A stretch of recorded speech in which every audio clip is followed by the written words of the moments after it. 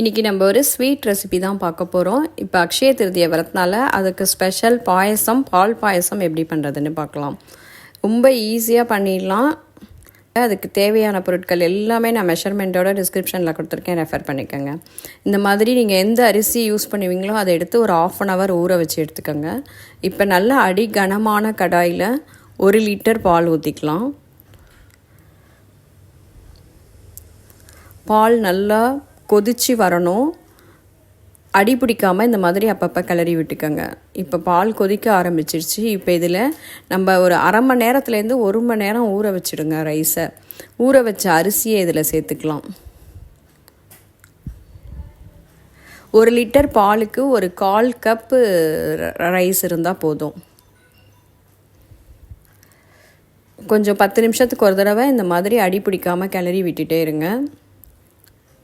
ஒரு 20 மினிட்ஸ் ஆகட்டும். இப்போ பார்த்தீங்கன்னா பால் நல்லா ரெடியூஸும் ஆகிருக்கும். இந்த மாதிரி ஆடை படிஞ்சிருக்கும் பாலில். அது மாதிரி இந்த ஓரத்தை எல்லாமும் அப்பப்போ பாலோடு மிக்ஸ் பண்ணி விட்டுட்டே இருங்க. அதுதான் அந்த பாயசத்துக்கு டேஸ்ட்டே கொடுக்கும். ஒரு 20 மினிட்ஸ் இந்த மாதிரி விட்டுட்டிங்கன்னா பார்த்தீங்கன்னா நம்ம ஊற்றின 1 லிட்டர் பால் 1/2 லிட்டராக ஆயிடுச்சு. நம்ம போட்ட அரிசியும் நல்லா வெந்து குழஞ்சி வந்திருக்கும். அதே மாதிரி கலரும் பார்த்திங்கன்னா ஒரு எல்லோயிஷ் கலரில் வந்திருக்கும். இப்போ ஒரு 1/4 ஸ்பூன் ஏலக்காய் பொடி, 3/4 கப்பு ஒயிட் சுகர், அதோடையே நம்ம கட் பண்ணி வச்சுருக்கிற நட்ஸு பாதாம், பிஸ்தா, முந்திரி 3 கட் பண்ணி ஆட் பண்ணியிருக்கேன். இது எல்லாத்தையும் மிக்ஸ் பண்ணி விட்டு இன்னும் ஒரு 10 நிமிஷம் கொதிக்க விட்டுக்கலாம். இந்த பாயசம் செஞ்சு முடிக்கிறதுக்கு உங்களுக்கு 1/2 hourலேருந்து 45 மினிட்ஸ் ஆகும். இப்போ தான் அடிப்பிடிக்க ஆரம்பிக்கும். கொஞ்சம் கிளறி விட்டுட்டே இருங்க. இப்போ லாஸ்ட்டாக ஒரு 3 டேபிள் ஸ்பூன் அளவுக்கு கண்டென்ஸ்டு மில்க் ஆட் பண்ணியிருக்கேன். இது உங்களோட விருப்பம்தான். நீங்கள் அப்படி கண்டென்ஸ்டு மில்க் ஆட் பண்ணலைன்னா இன்னொரு ஒரு 1/4 கப்பு சுகர் எக்ஸ்ட்ராவாக ஆட் பண்ணிக்கோங்க.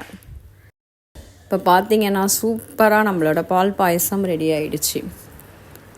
இதுக்கு ஒரு 3 டிப்ஸு சொல்கிறேன். அதாவது 1 லிட்டர் பாலுக்கு 1/4 கப்பு அரிசி தான் நீங்கள் யூஸ் பண்ணணும். அதுக்கு மேலே யூஸ் பண்ணிங்கன்னா பாலோட டேஸ்ட்டே தெரியாது, அரிசியோட டேஸ்ட்டு தான் தெரியும்.